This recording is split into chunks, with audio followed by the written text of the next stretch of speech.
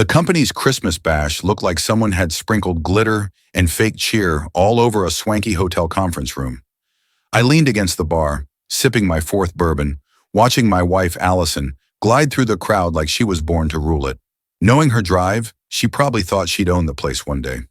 "Another, Mike," I told the bartender, a young guy who looked like he'd rather be flipping burgers than pouring drinks. "Can't blame you, kid," I thought. "Make it quick." Allison wove through clusters of attorneys in their tailored suits, her emerald dress catching the chandelier's glow just right. She'd spent 3 hours primping, a red flag I should have caught earlier. After 12 years of marriage, I knew her habits were cold. 3 hours meant she was dolling up for someone specific, that someone strolled in at 8:45 sharp. Trent Baxter, top dog at the firm, the kind of guy who probably had his smile polished weekly. His eyes swept the room, landing on Allison, and the grin that spread across his face twisted my gut. They drifted toward each other like they were pulled by strings. A quick handshake, some polished small talk, nothing anyone would blink at. But I'd been with her long enough to spot the signs. The way she tucked a strand of hair behind her ear when she laughed. The way he leaned in just a hair too close when he spoke. The band kicked into a slow, sappy tune, because of course they did. Trent offered his hand, and Allison scanned the room, her gaze sliding right past me before she nodded. I ordered another drink and watched my wife sway in another man's arms. They moved like they'd danced this dance plenty of times before. "You look like someone kicked your dog," said Carla Rivera, Allison's pal from the HR crew, popping up beside me. She was already wobbly, probably on her fourth cocktail. "Just taking it all in," I said, eyes glued to the dance floor. Carla followed my stare, her face softening a bit. "Mike, Save it," I cut her off, draining my glass and waving for a refill. "We both see what's happening." The song faded, but Allison and Trent lingered, whispering close. I couldn't catch their words, but their body language screamed loud enough. Then, as they drifted near the bar, I overheard a snippet. "You get the room?" Allison's voice was a hushed murmur. "Room 417, Trent replied, just as quiet. "All set." My blood froze. Room 417. They had a hotel room booked for tonight, but it got worse. "I spiked his drink already," Allison added, glancing my way. "Give it 15 minutes. He'll be out like a light." The bourbon in my hand felt like a lead weight. I stared at the glass, ice cubes bobbing like nothing was wrong. When had I left it alone? Probably when I hit the restroom 10 minutes back. My wife had drugged me. The room tilted, not from whatever she'd slipped in, but from raw, burning anger. 12 years together, and this was her play. Knock me out so she could sneak off with her boss. I had maybe 10 minutes before her plan kicked in. "Think, Mike. Move fast." I stumbled toward the bathroom, making sure Allison caught my wobble. In the mirror, I practiced looking groggy, out of it. Wasn't hard. The betrayal hit like a punch to the chest. Back at the party, I played it up, swaying as I walked. Allison watched from across the room, her face a perfect act of worry. "You feeling okay, babe?" she asked, appearing at my side right on cue. "Just wiped," I mumbled, slurring a bit for effect. "Need to sit." "Smart move." She steered me to a plush sofa in a dim corner of the room. "Rest up. I'll check on you soon." I let my eyes flutter shut, but kept them cracked just enough to watch through my lashes. Allison waited exactly 3 minutes before heading back to Trent. They shared a quick look, and he nodded. "Gonna grab some air," Trent announced to the group he'd been chatting with. "Back soon." Allison lingered 2 minutes, then slipped out after him. I counted to 60, then hauled myself up on shaky legs. A couple folks glanced over, but nobody stopped me as I shuffled to the elevator. The hotel lobby was quiet, just a few stragglers. I sank into a chair with a clear view of the elevator bank and waited. My phone was already recording when the doors slid open. Allison stepped out, followed 30 seconds later by Trent. They didn't touch, didn't even glance at each other, but both headed for the same elevator to the 4th floor, room 417. I sat there for an hour, phone capturing every second. When they came back down, Allison's hair was mussed, and Trent's tie was off kilter. They took separate elevators to the parking garage. By the time Allison returned to the party, I was back on the sofa, playing dead to the world. She shook my shoulder lightly. "Mike, sweetie, time to go. The party's done." I let her prop me up and guide me to the car, muttering about feeling rough. She drove us home, chirping about what a great night it was, how she wished I'd been well enough to enjoy it. My phone weighed heavy in my pocket, loaded with proof that could torch her world. She tucked me into bed, playing the doting wife to a T. I waited until I heard the shower running, then slipped out of bed and dug through her purse. Her secret phone was right where I figured, stashed in a hidden pocket she thought I didn't know about. The text went back 6 months. Pictures, videos, detailed plans for tonight. And not just with Trent. 3 other names sat in her contacts, each with their own stash of evidence. My wife wasn't just cheating. She was running a full-on operation, planned down to the minute. I snapped photos of it all, then slid the phone back exactly where I found it. In my study, I sat staring at the wreckage of my marriage, plotting my next move. The shower was still going when her phone buzzed with a new text. I didn't need to check it to know it was Trent. Great night. Round 2 soon? They were already scheming for more. I grinned for the first time all night. Let them scheme. I was making plans of my own. Allison slipped back into the bedroom at 5:30 a.m., thinking I was still out cold from whatever she'd slipped me. I'd been slumped in the dark den for hours, clutching Allison's secret phone, scrolling through months of betrayal. The proof was crushing. Texts with Trent stretching back to June. Pictures I wish I could unsee. But the real gut punch was the messages with other guys. Ryan from her Pilates class, Gavin from the golf club, and some dude named Corey from her so-called reading group that clearly wasn't about books. She'd carved up her affairs like slices of a pie. Different guys, different nights, different hotels, different lies to feed me. She even had a spreadsheet, a damn spreadsheet, tracking her flings with notes and scores. I was there too, labeled home plate. My score? A pitying 6.5 out of 10, with a note, steady but dull, solid alibi. 12 years of marriage boiled down to an alibi. I heard her slide into bed, her breathing evening out as she drifted off. She'd need to sleep. Tomorrow is going to be a hell of a day. At 6:30 a.m., I brewed coffee like always. Allison came downstairs in her satin robe, hair flawless, makeup already on. She'd always been up early, but now I got why. She needed time to weave her web of lies for the day. "You doing okay, hon?" she asked, brushing a kiss on my cheek. "You were out of it last night." "Feeling better," I said, sliding a mug her way. "Weird thing, though. I had this crazy dream." She was scrolling her main phone, the one she let me see. "Oh yeah, what about?" "Dreamed you were in a hotel room with Trent Baxter," I said, keeping my tone light, like I was chatting about the forecast. "Room 417, to be exact."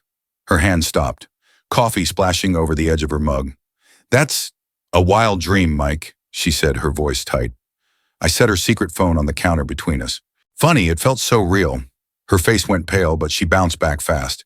That was Allison. Always a plan B. "I don't know what you think you've got there," she started. 6 months of texts with Trent, I cut in, unlocking the phone. Photos, videos, a spreadsheet rating your guys like they're dive bars. Ryan from Pilates? 8.5 for flair, but docked for endurance. Gavin from the golf club? Big on charm, short on wit. And Trent? He's your gold star, acing every category. She lunged for the phone. I yanked it back, and her mug hit the floor, shattering across the kitchen tiles. "You snooped through my stuff," she snapped, flipping to offense. "How dare you invade my privacy?" "Privacy?" I let out a dry laugh. "You spiked my drink last night so you could sneak off with your boss, and you're crying about privacy?" "I didn't spike anything," she shot back. "You were hammered."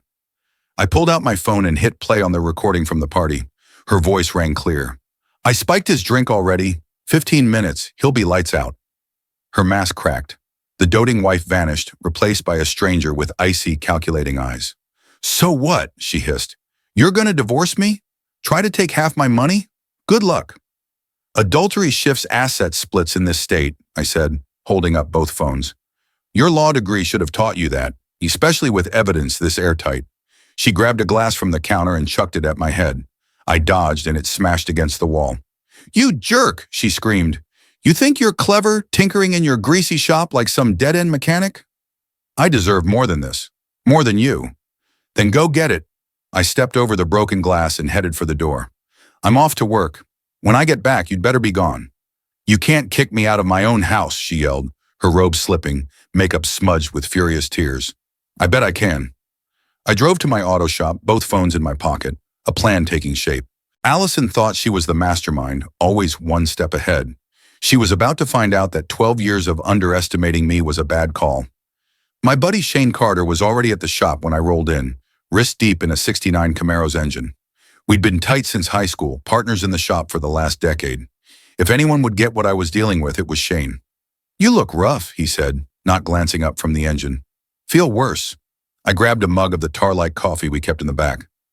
"Allison's been cheating." Shane paused, wiping grease off his hands. "Damn, Mike. You sure?" I showed him some texts. Not the photos. I wasn't ready to bear that wound, but enough to paint the picture. Shane let out a low whistle. 6 months, and you didn't suspect a thing?" "Thought we were just in a slump," I said, a bitter chuckle escaping. "Turns out I was married to a damn strategist." "What's your move?" he asked. "I'm gonna burn her world down." Shane raised an eyebrow. "That ain't you, Mike. You're the Playfair guy." I pulled up Allison's spreadsheet. The old Mike didn't know his wife scored him a 6.5 and called him a solid alibi. Shane read it over my shoulder and muttered a curse. "She's cold, man. What's the plan?" "She thinks she's got this town wired," I said, "but I know its corners better than she ever will." I spent the morning making calls. First to my lawyer, a guy named Kurt Ramsey, who handled working-class divorces and didn't mess around, not one of Allison's firm buddies. Then to the bank, freezing our joint accounts. Then to the security company for the house, resetting every code. By noon, Allison had blown up my phone with 19 missed calls. I ignored them all. Shane dropped a burger from the diner across the street on my desk. "She's not gonna roll over, you know. She'll come swinging." "I'm banking on it." I took a bite and grinned. Allison's so used to thinking she's the sharpest mind in any room that she forgets other folks have brains too. She's gonna overreach, and when she does, I'll be waiting. My phone pinged with a text from an unknown number. I opened it to find a message from Trent Baxter. "We gotta talk. Meet me at Duffy's Tavern, 7 p.m. I showed it to Shane. He smirked. "Loverboy wants a chat, huh?" "Couldn't ask for a better shot," I said. Been itching to look Trent in the eye. "You want me to tag along?" Shane asked. "Nah. Trent's the type who's never thrown a real punch. This'll be fun." I spent the afternoon wrenching on the Camaro, letting my hands stay busy while my head mapped out the evening. Trent wanted a sit-down? Fine, we'd have words. But first, I had a couple more calls to make. Duffy's Tavern was the kind of joint where guys like Trent stuck out like a sore thumb. Worn oak, cheap drafts, and a crowd that earned their keep with calloused hands. I'd been coming here since I was old enough to drink, and the owner, Jimmy Duffy, was like an uncle to me. Trent was already there when I walked in, looking as out of place as a yacht in a scrapyard. He'd picked a corner booth, probably thinking it was discreet. What he didn't know was that spot carried sound clear across to the bar. "Mike," he said, standing as I approached, offering a handshake like we were at a board meeting. I ignored his hand and slid into the booth. "What's this about, Trent?" He sat, shifting uncomfortably. "I know this is messy, but we need to handle it like grown-ups." "Handle what?" I nodded to Jimmy for a beer. "You mean the thing with my wife?" He cleared his throat. "Allison told me you found out. Look, what happened between us wasn't planned. It just unfolded." I pulled out Allison's secret phone and scrolled to their first text from June. June 12th. "Still thinking about last night. When's round 2? That was after your first hookup, right?" Trent's face went ashen. June 18th. "Booked the Hilton for Friday, usual spot." June 22nd. "Mike's stuck at the shop late. Perfect chance." I met his eyes. "That's a lot of unfolding over 6 months, Trent." Jimmy dropped off my beer, lingering to wipe the spotless table.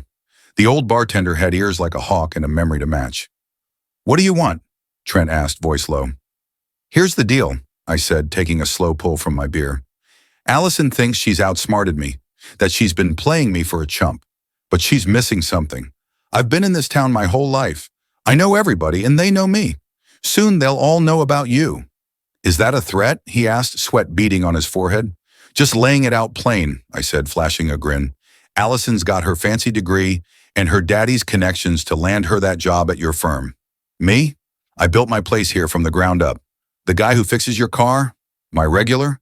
The lady who does your hair? Her brother's on my payroll? The cop who'd ticket you for rolling a stop sign? He's shooting pool here every Thursday." Trent's jaw tightened.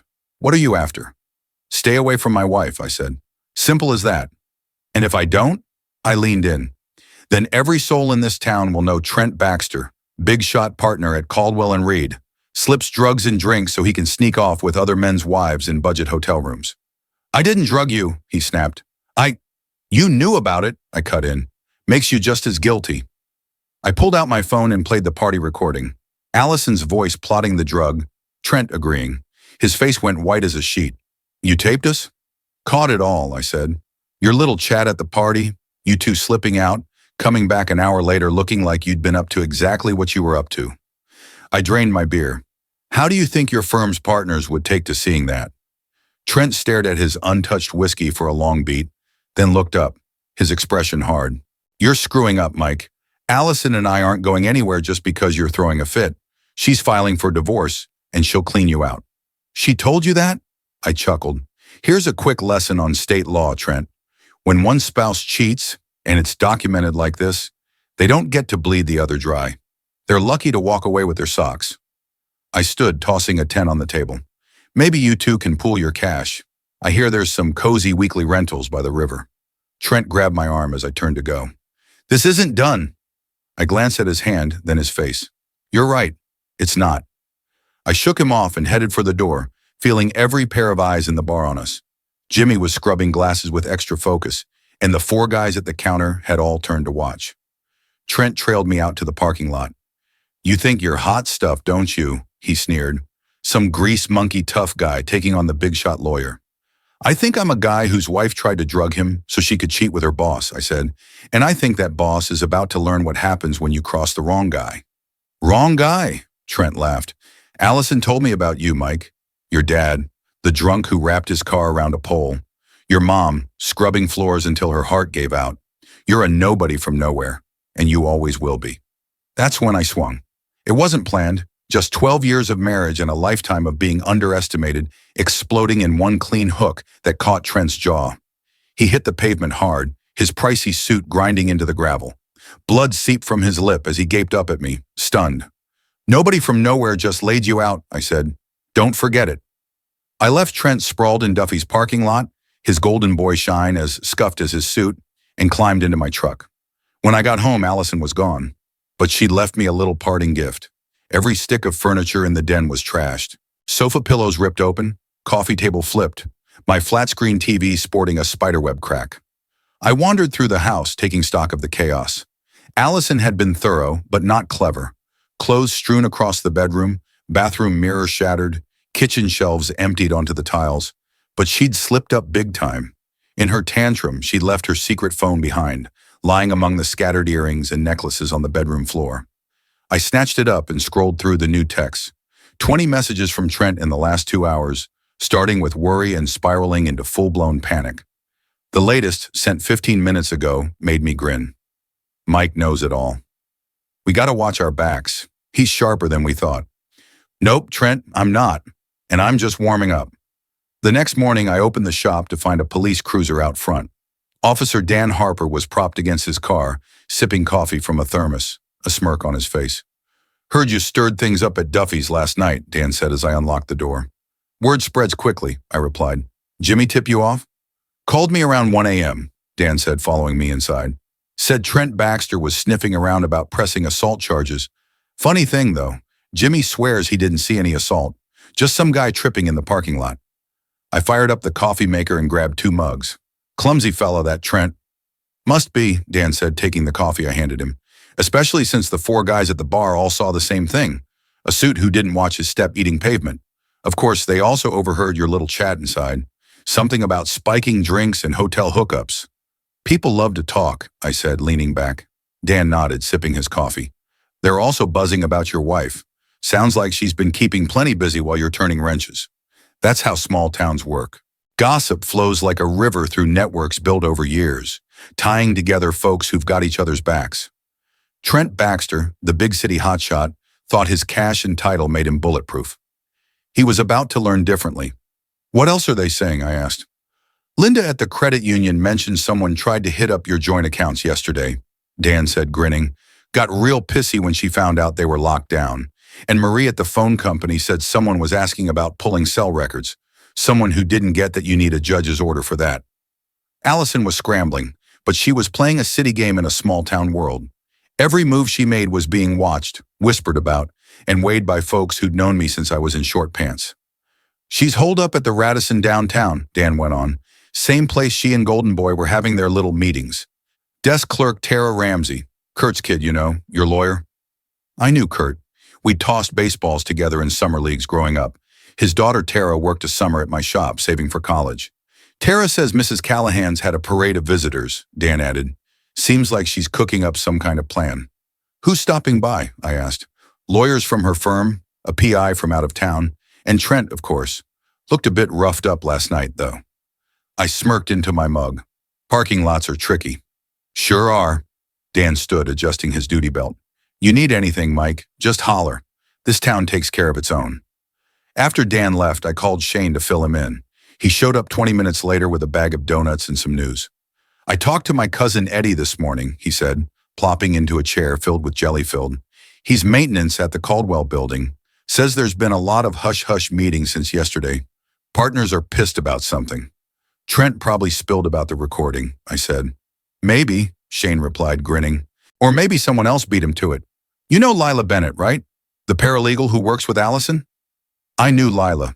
She grew up a block over from me, same year as my kid sister in high school. Always quiet, sharp, the type who saw everything and kept her mouth shut. What about her? I asked. Eddie says she asked for a private sit-down with the senior partners yesterday, Shane said. Just her and the 3 big dogs. It went on for an hour. Interesting. Lila had access to all of Allison's files, emails, cases, the works. If anyone knew the dirt at Caldwell and Reed, it was her. Does she know about the affairs? Shane asked. I'd bet Lila knows the whole damn show, I said. The question is, why's she speaking up now? Before Shane could answer, my phone rang. Unknown number, but I picked up. Mike, it's Lila Bennett from the firm, the voice said. Can we meet? There's stuff about your wife you need to hear. I met Lila at a quiet diner on the edge of town, far from the legal district where Allison's cronies might spot us. She looked jittery, glancing over her shoulder, her hands trembling as she stirred her coffee. I should have reached out months ago, she said, diving right in. I knew what was going on, but I didn't know how to tell you. What did you know? I asked. Everything, she said, her voice sharp with resentment. The affairs, the lies, the way she talked about you behind your back. She'd snicker about how easy you were to dupe. Called you her handy pawn. The words stung like a slap, but I kept my face steady. Why come clean now?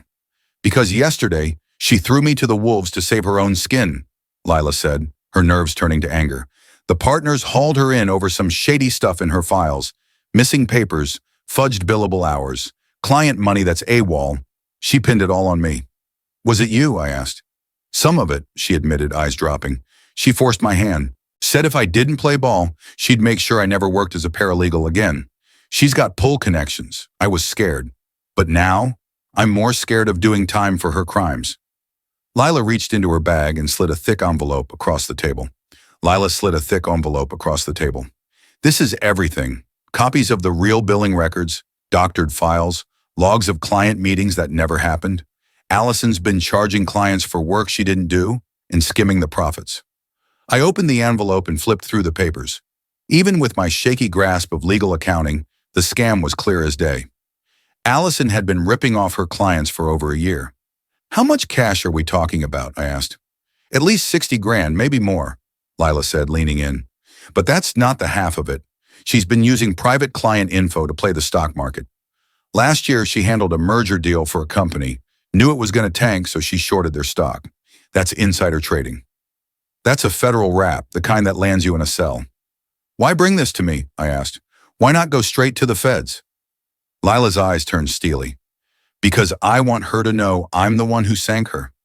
That quiet little paralegal she's been bullying for 3 years is the one who ended her game. I studied Lila, seeing a fire I hadn't noticed before. What do you need from me? Nothing, she said. Just wanted you to know who you're really married to before you decide your next move in the divorce. She stood, tossing a few bucks on the table for her coffee. The FBI might want a word with you. As her husband, they'll probably look at you until they're sure you weren't in on the fraud. I wasn't, I said. I know. Everyone who knows you does too. You're a decent guy, Mike. You deserve better than her. Lila left, and I sat in the diner for another hour, letting it all sink in. Allison wasn't just a cheating wife. She was a full-blown crook. The affairs were bad enough, but fleecing clients and playing the market with their secrets? That was a stranger I'd never known. My phone buzzed with a text from an unknown number. Meet me tonight. Same spot. This ends now. Trent wanted another face-to-face. Fine by me. But this time I wasn't going solo. I called Shane, then Dan Harper, then Kurt Ramsey. If Trent wanted to swing, he'd find out I had a whole crew and we were playing on my turf. Duffy's Tavern was hopping for a Thursday night. Shane was racking up a pool game with a couple of guys from the volunteer fire crew. Dan Harper, off duty but still flashing his badge, was sipping a beer and jawing with Jimmy about the baseball playoffs. Kurt Ramsey was at a side table, skimming a paper, checking his watch now and then. To anyone walking in, it was just another night at the local dive. Trent wouldn't realize until it was too late that every soul in the place had my back. He showed up at 8 war sharp, looking twitchy and pissed. He'd ditched his usual slick suit for khakis and a button-down, trying to blend in. Didn't work. From his gelled hair to his polished loafers, he screamed outside. He scanned the room, clocking the crowd, then headed for my table. "I told you to come alone," he said, sliding into the seat across from me. "I did," I said, shrugging. "Just happened to drink at a busy bar." "These folks?" I waved around. "They're my neighbors, Trent. People I've known forever. They're not here for you. They're just here, same as every Thursday." Trent glanced around, clearly feeling the eyes on him. "We need to sort this out, Mike. Allison and I are in love. We're going to be together. You can make it smooth or you can make it messy, but it's happening." "Love?" I let the word hang, bitter on my tongue. "What do you call spiking a guy's drink so you can sneak off with his wife?" "Keep it down," Trent hissed, darting and looking around the bar. "You want to tank your reputation?" "Bit late for that, don't you think?" I leaned back, smirking. Trent pulled out his phone and showed me a grainy video, security footage from the hotel parking garage, me tailing him and Allison to the elevator. "Stalking," he said. "Recording without permission. Harassment. I've got enough to get you locked up." I glanced at the video, then at him. "You know what's great about security cams? They catch everything, like my wife and her side piece slipping into a hotel room after drugging her husband. No one's going to buy that," he scoffed. "Everyone's going to buy it." I held up Allison's secret phone, especially with the texts, photos, and plans laid out like a diary. "You two chronicled every lie, every rendezvous, every time you laughed about what a chump I was." Trent's cocky grin faltered. "What do you want?" "Here's the thing," I said. "Allison's not just cheating, she's robbing her clients blind. Securities fraud, embezzlement. The feds are gonna love digging into her last year's work." His face went pale. "What are you talking about?" I slid a copy of one of Lila's documents across the table. "Your girlfriend's been billing for fake work and using client secrets to play the stock market. That's prison time, Trent. And as her boss and lover, they'll be looking at you as an accomplice." Trent's hands shook as he read the paper. "I didn't know any of this." "Prove it," I said. "How?" "Help me pin her down. Wear a wire. Get her to admit the fraud on tape. Hand the feds what they need to bury her." He stared at me, stunned. "You want me to sell out Allison?" "I want you to save your own skin.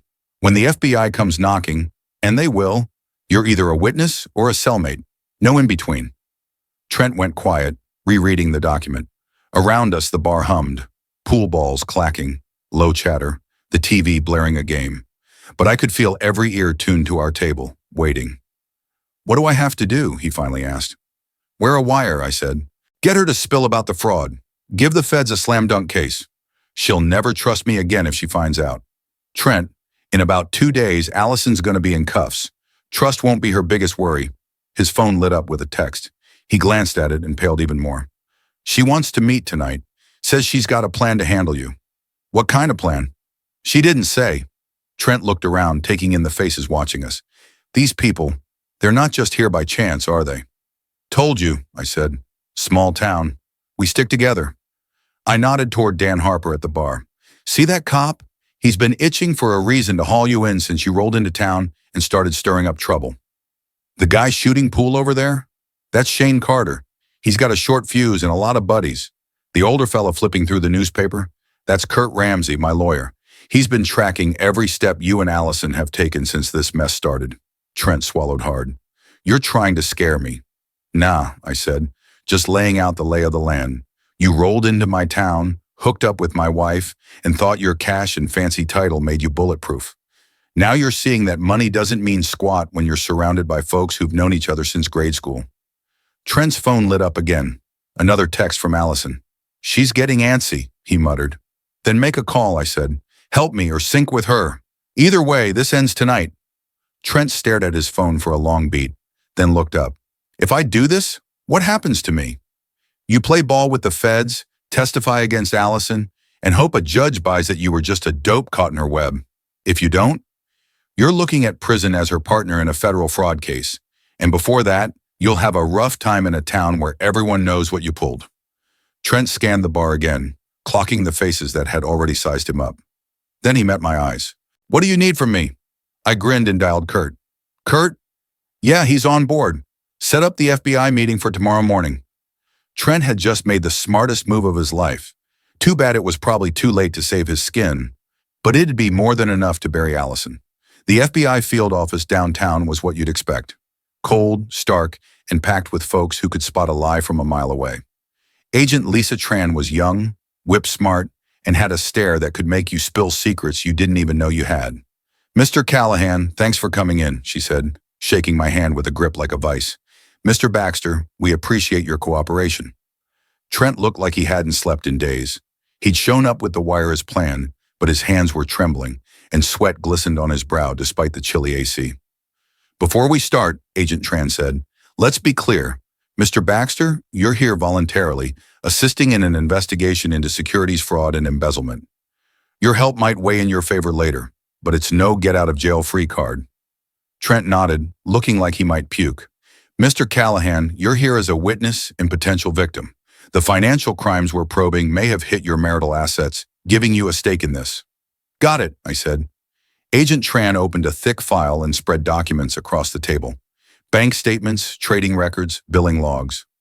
Mrs. Allison Callahan's been under scrutiny for 4 months after the state bar flagged some oddities, she said. Yesterday, a paralegal at her firm dropped a bombshell that blew this case wide open.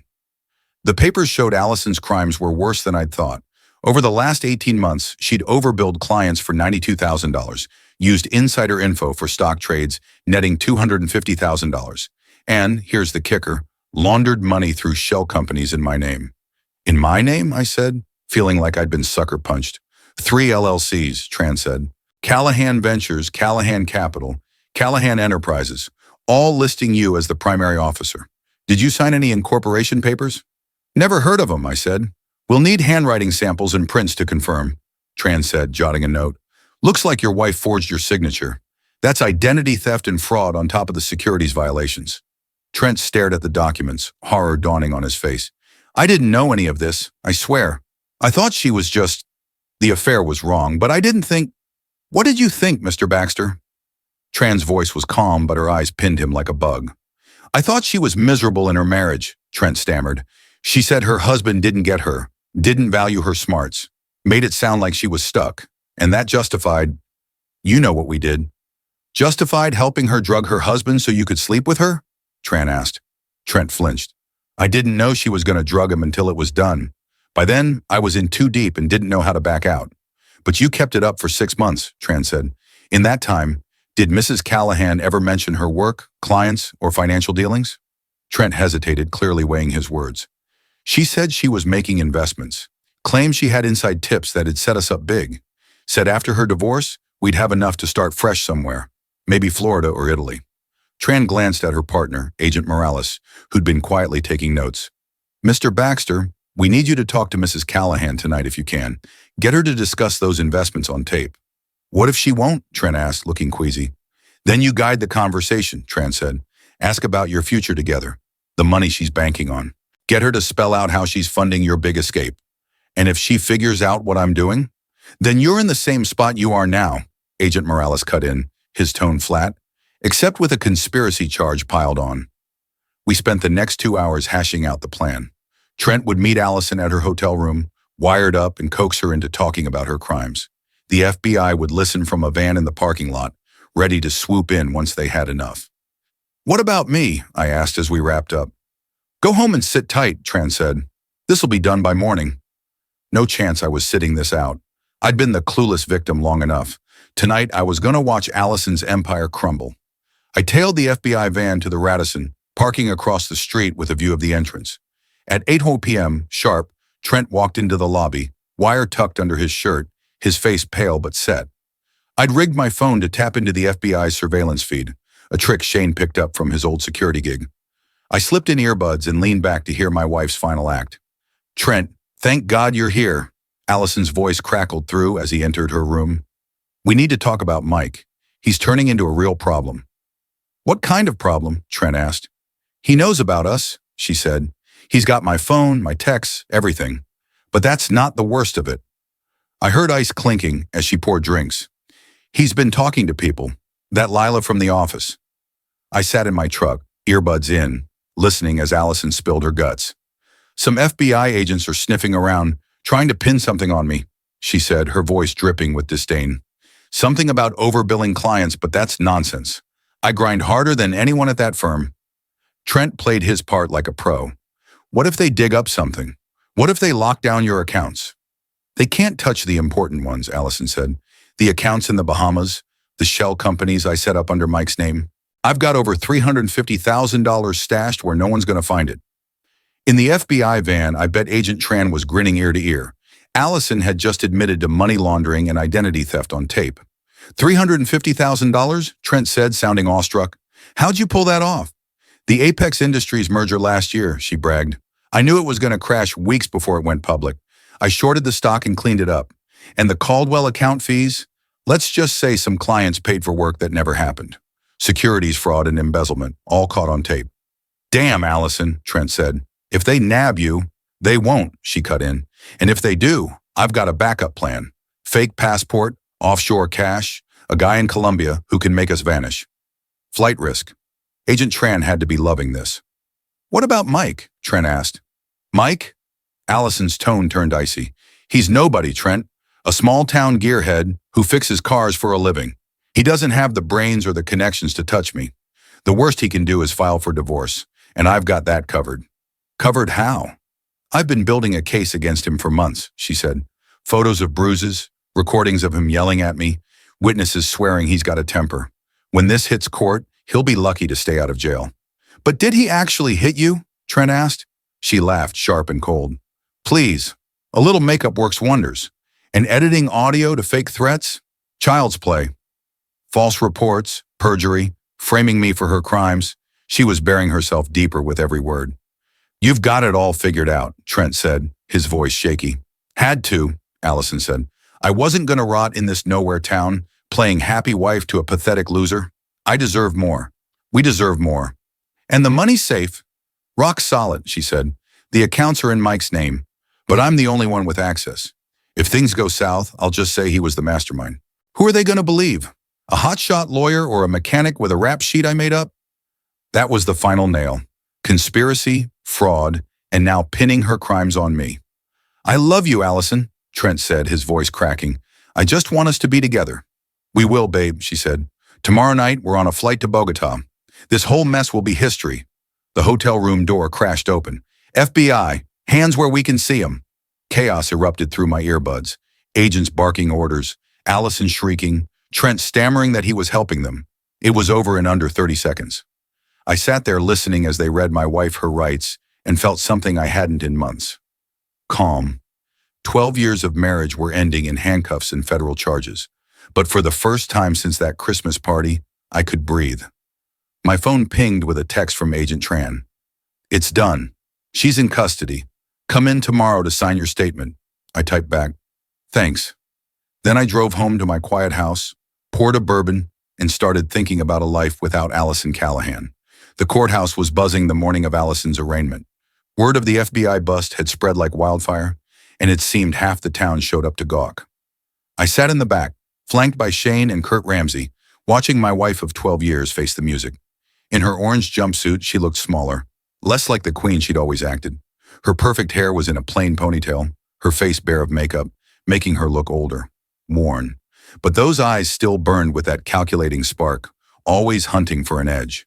The federal prosecutor, a woman named Carla Vance, didn't mince words. "Your Honor, the defendant faces charges of securities fraud, wire fraud, money laundering, identity theft, and conspiracy. The government views her as a serious flight risk based on recorded statements about fleeing to Colombia with hidden assets." "How does the defendant plead?" Judge Larson asked. Allison's lawyer, a slick city type in a pricey suit, stood. "Not guilty on all counts, Your Honor." "Bail?" the judge asked. Your Honor, the lawyer said, Mrs. Callahan is a respected attorney with strong community ties. She's no flight risk and should be released on her own recognizance. Carla Vance was on her feet.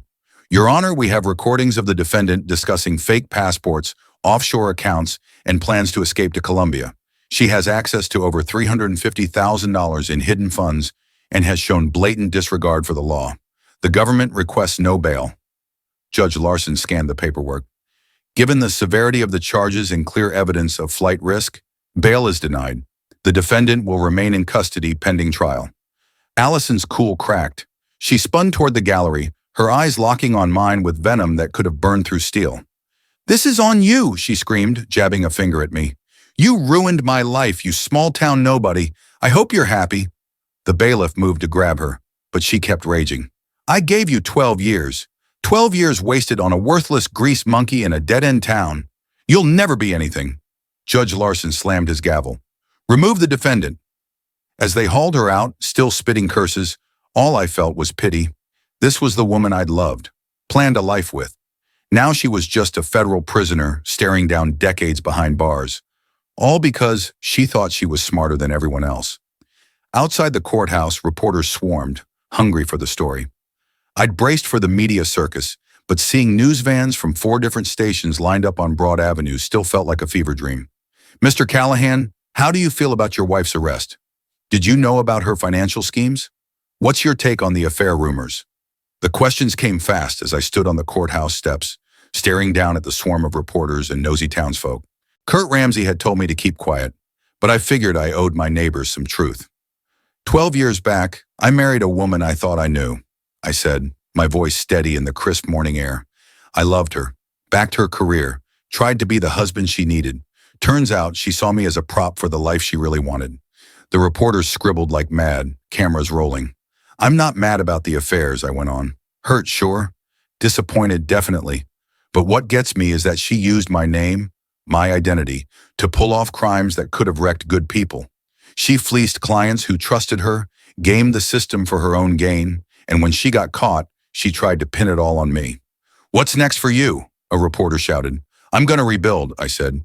"Keep running my shop, serving my town, being the man my folks raised me to be, and I trust the courts will make her answer for what she did." I walked down the steps, brushing off the follow-up questions, and slid into my truck. Shane and Kurt trailed in Shane's car, and we rolled back to the shop like a convoy. "That was solid," Kurt said when we got to the office. "Classy, but you made your point clear. Think it'll help with the divorce?" "Help?" I said, chuckling. "Kurt, with Allison facing federal time, the divorce is the least of my worries. You'll get the house, the assets, everything that's rightfully yours. What about the cash she stole?" "It's evidence now," Kurt said. "But once the criminal case wraps, you've got a strong shot at a civil suit to recover damages. With identity theft and hidden marital assets, you might come out ahead financially." Money. After all this, it felt like pocket change compared to what I'd lost. "There's more," Kurt added. "Trent Baxter got picked up this morning." I looked up, caught off guard.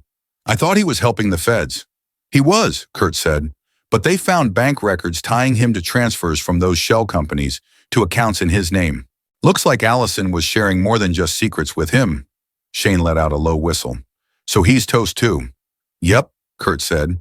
"His cooperation might shave off some time, but he's still looking at a federal stretch." I should have felt some kind of victory, but I was just bone-tired. 2 lives trashed, careers in ruins, all because Allison couldn't be happy with what she had. My phone rang, an unfamiliar number. "Mr. Callahan, it's Lila Bennett," the voice said. "I wanted to thank you." "Thank me?" I said. "For what?" "For giving me the guts to do what's right," she said. "I carried this guilt for ages, knowing what she was up to but too scared to speak. Seeing you fight back showed me I could too." "You did good, Lila," I said. "Those clients deserve the truth." "There's more," she said. "The partners at the firm asked me to reach out. They want to talk about settlement for the identity theft and using your name in those shell companies. They're eager to keep it quiet, no more lawsuits." "What kind of settlement?" "Better not get into details over the phone," she said, "but they're really motivated to make this disappear. The firm's rep's taken a beating, and they want to show they're making it right for the victims." After Lila hung up, I leaned back in my office chair, staring out at the street where I'd grown up. 3 months ago, My biggest issue was a wife who seemed distant. Now she was in federal lockup, her lover was facing conspiracy charges, and I was lined up for a hefty payout from one of the state's top law firms. Like my dad always said, life's full of curveballs. Shane poked his head in. Hey boss, Mrs. Jenkins is here about her old Chevy. Says the clutch is slipping again. Tell her I'm coming, I said, straightening my work shirt and heading to the garage bay, where Mrs. Jenkins waited with her beat-up pickup. This was my life, fixing cars, solving problems, keeping my neighbor's wheels turning. Not flashy, but honest. Allison called me a small-town nobody, a grease monkey in a nowhere town. Maybe she was right, but this nobody had just taken down a federal crook and was ready to rebuild on his own terms. I was okay with that.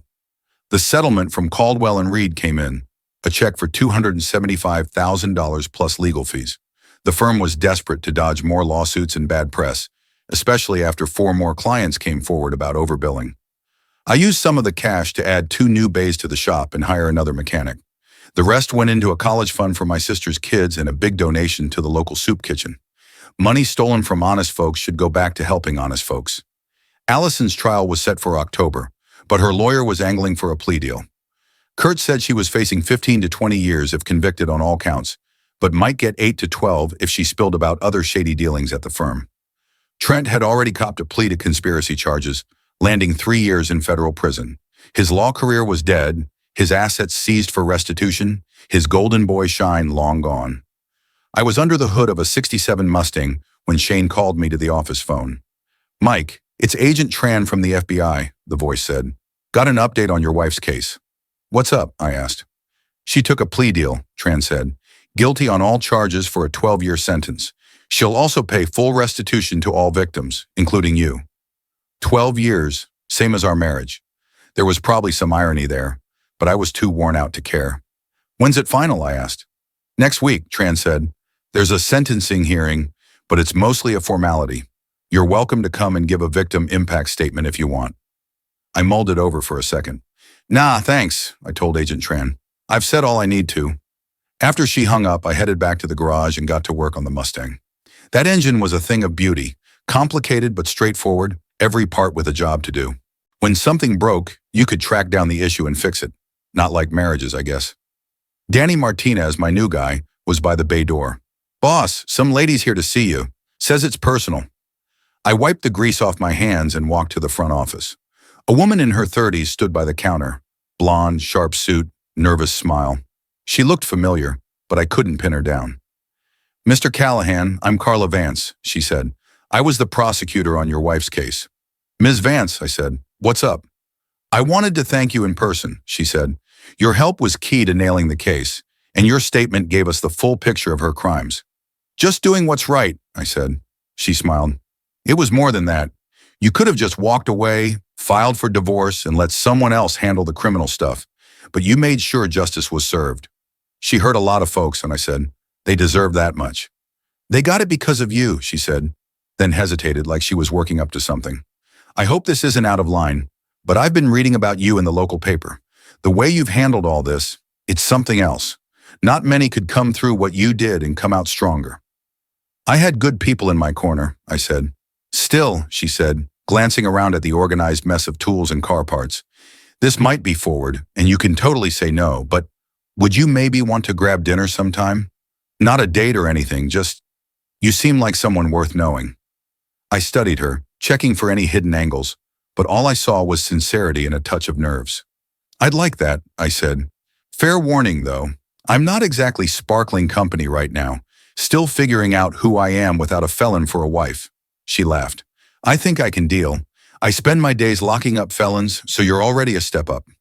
We swapped numbers, and she promised to call later in the week. As she walked to her tidy Toyota Corolla, I felt something I hadn't in ages. Not love, not yet, maybe not ever, but a spark of hope that I might trust again someday. Shane popped up beside me. She seems cool. She's the one who put Allison away, I said. Like I said, cool, he grinned. I chuckled, surprised it felt real. Get back to work, man. That clutch ain't gonna fix itself. Yes, boss, he said, mock saluting. As I headed back to the Mustang, my phone buzzed with a text from Kurt. Divorce is final. You're a free man. Congrats. Free. After 12 years of marriage and 6 months of legal hell, I was finally free. I looked around the shop, Danny and Shane working their bays, the cars waiting for repairs, the town I'd never leave. This was my world, my people, my life. Allison had called me a small-town nobody, a grease monkey stuck in a nowhere town. Maybe she was half right, but she was dead wrong about the rest. I wasn't a loser. I'd faced betrayal, fraud, and federal crimes and came out with my head high. I'd been underestimated by someone who thought she was the smartest in the room, and I'd shown that brains without heart are just cunning for selfish ends. I'd learned the difference between the woman I married and the one she really was. Now I was free to figure out what came next. I grabbed my wrench and got back to the Mustang. The engine was almost purring again, and there's nothing like the roar of a tuned V8 coming back to life. Some things, when they break, can be fixed better than before. I was betting that went for more than just cars. Epilogue, 2 years later. The wedding was small, just family and close friends in the backyard of the new house I'd bought after selling the one Allison and I shared. Carla looked stunning in a simple white dress, and I felt like the luckiest guy in my rented tux. Kurt Ramsey officiated, Shane was my best man, and Lila Bennett, who'd become a close friend over the last 2 years, was Carla's maid of honor. The ceremony took 20 minutes, followed by a barbecue that stretched past midnight. Allison had been in federal prison for 18 months. Her lawyer's last letter said she was a model inmate, teaching literacy classes and working in the prison library. She'd be up for parole in 8 years if she kept it up. I didn't wish her harm. The anger had dulled into something like pity. She'd tossed away a good life, chasing something better, and now she was spending her prime years behind bars. Trent Baxter got out after serving 2 years of his 3-year sentence. He'd moved to another state, changed his name, and was supposedly working as a paralegal for a small firm handling slip-and-fall cases. His law license was gone for good, his career and reputation in ashes. The shop was booming. We'd added a classic car restoration wing, booked solid for the next year. Danny had a knack for vintage engines, and we'd hired 2 more mechanics to keep up with the regular work. Carla quit the prosecutor's office 6 months after we started dating, opening her own practice defending white-collar cases. Ironic, sure. She'd spent years putting crooks away, now she was keeping them out. But she loved it, and she was damn good at it. "Penny for your thoughts," Carla said, sidling up to me on our back porch as the last wedding guests headed home. "Just thinking how different life is now compared to 2 years ago," I said. "Better or worse, different?" she asked, leaning into me. I slipped an arm around her waist. "Better, no question. 2 years ago, I thought I was done for. Turns out I was just getting started." "Any regrets?" she asked. I thought it over. "I regret not seeing who Allison really was sooner. I regret the folks who got hurt by her schemes. But regret that it's over? That it led me to you? Not for a damn second." She smiled and kissed my cheek. "Good answer, husband." Husband. It felt strange but right to be married again.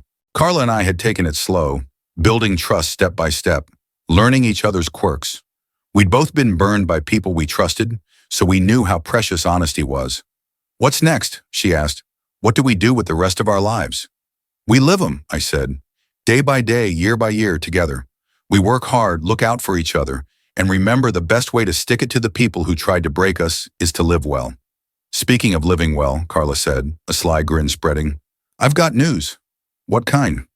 "The kind that's going to shake things up, but in a good way." She took my hand and placed it on her stomach. It took a second to click.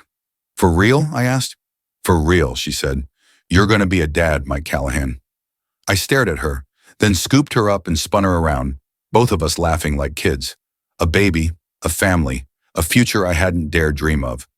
When I set her down, her eyes were wet with happy tears. "Are you ready for this?" she asked.